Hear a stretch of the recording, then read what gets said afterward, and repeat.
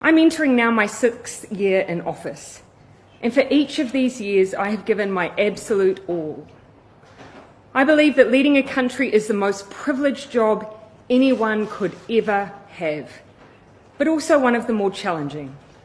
You cannot and should not do it unless you have a full tank, plus a bit in reserve for those unexpected challenges. This summer I had hoped to find a way to prepare not just for another year, but another term, because that is what this year requires. I have not been able to do that.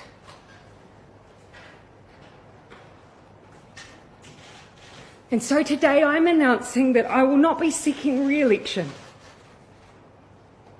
and that my term as Prime Minister will conclude no later than the 7th of February.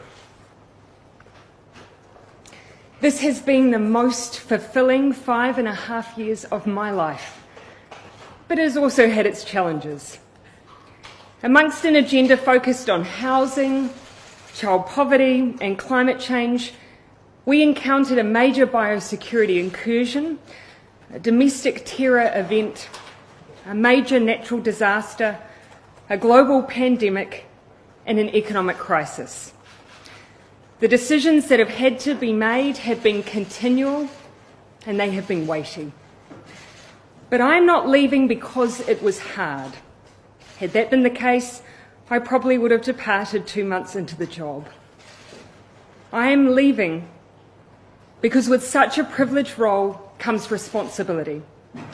The responsibility to know when you are the right person to lead and also when you are not.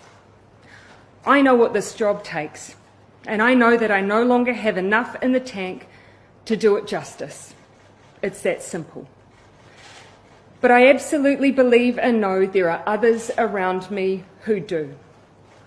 We've achieved a huge amount in the last 5 years, and I'm so proud of that. I know there will be much discussion in the aftermath of this decision as to what the so-called real reason was. I can tell you that what I'm sharing today is it. The only interesting angle that you will find is that after going on 6 years of some big challenges, I am human. Politicians are human.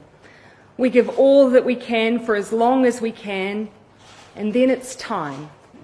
And for me, it's time.